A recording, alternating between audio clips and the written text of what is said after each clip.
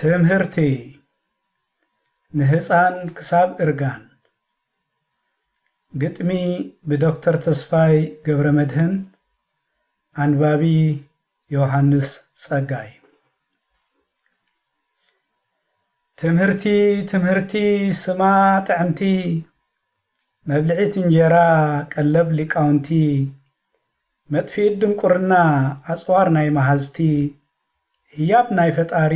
ምርኩስ ናይ መራሕቲ ብርሃን ናይ ነበርቲ ሻቁሎት ናይ ዓመጽቲ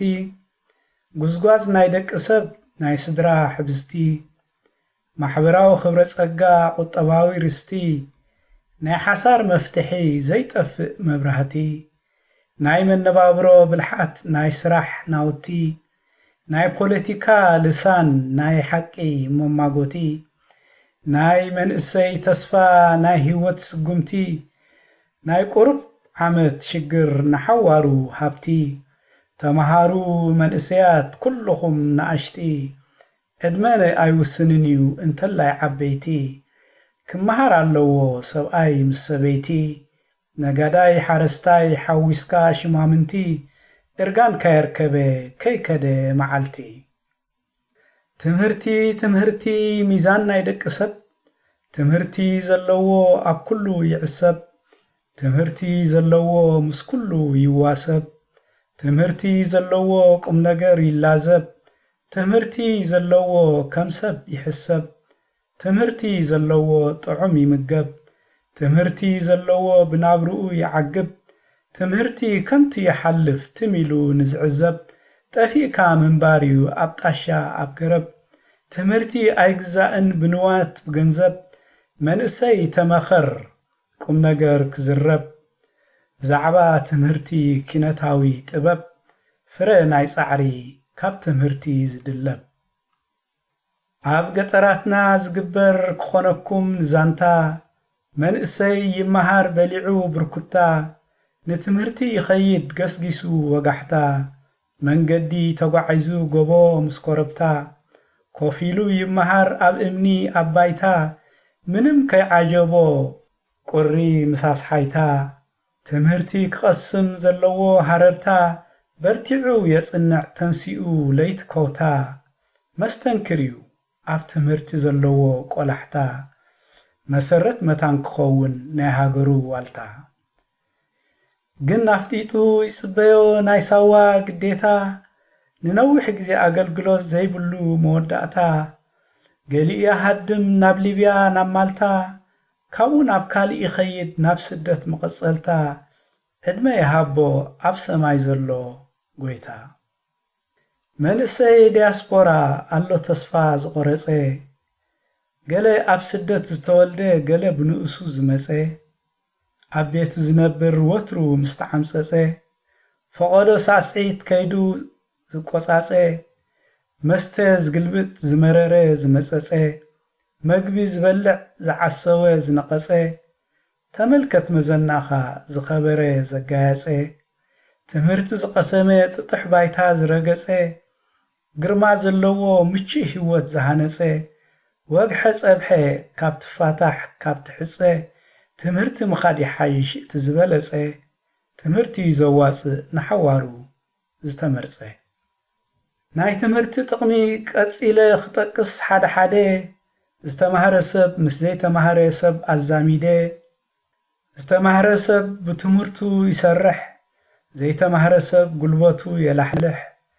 ዝተማሃረ ሰብ 8 ሰዓት ይለፍዕ ዘይተማሃረ ሰብ 16 ሰዓት ይርፍዕ ዝተማሃረ ሰብ ብወርሒ መጠን ይኽፈል ዘይተማሃረ ሰብ ብሰዓታት ሕሳብ ይታለል ዝተማሃረ ሰብ ብዙሕ እዩ ደመዙ ዘይተማሃረ ሰብ ይነብር ተመዝሚዙ ዝተማሃረ ሰብ ንሽመት ይስራዕ ዘይተማሃረ ሰብ ኣብ ስራሕ ይግፋዕ ዝተማሃረ ሰብ ኩሉ ግዜ ይኽበር ዘይተማሃረ ሰብ ሕቁኡ ይስበር ዝተማሃረ ሰብ ይነብር ብማዕርግ ዘይተማሃረ ሰብ ኣቱም ከይተባህለ ይኣርግ ዝተማሃረ ሰብ ይምስገን ተባሂሉ ንፉዕ ዘይተማሃረ ሰብ ምስኪን ኩሉ ግዜ ውጹዕ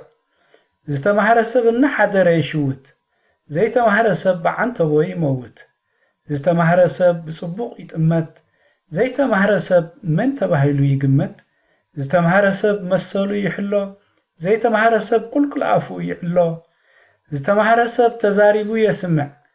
ዘይተማህረ ሰብ መከራ ይበልዕ ዝተማህረ ሰብ አፉ መሊኡ ይዛረብ ዘይተማህረ ሰብ ትሕቲ ሰብ ይሕሰብ ዝተማህረ ሰብ ንምኽሪ ይጽዋዕ ዘይተማህረ ሰብ ሃለዋቱ ይርሳዕ ዝተማህረ ሰብ ስልጣን ይጭብጥ ዘይተማህረ ሰብ መሬት ይዘብጥ ዝተማህረ ሰብ ንኻልእ ሰብ ይመርሕ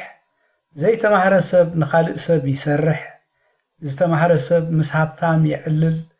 ዘይተማህረ ሰብ ንሃብታም የገልግል ዕምባባ ዘይብሉ ተኽሊ ኣይሽውትን ምሁር ዘይብሉ ሃገር ኣይዕወትን መሰረት ዘይብሉ ገዛ ኣይጸንዕን ምሁር ዘይብሉ ሃገር ኣይለምዕን ጥይት ዘይብሉ ብረት ኣይትኩስን ምሁር ዘይብሉ ሃገር ኣይሕደስን ኣያ ዘለዎ ሰብ ኣራፊዱ ይመውት ምሁር ዘለዎ ሃገር ንቕድሚት ይጥምት መልክዕ ኣይርከብን ሰውነት ምስ ዓንደፈ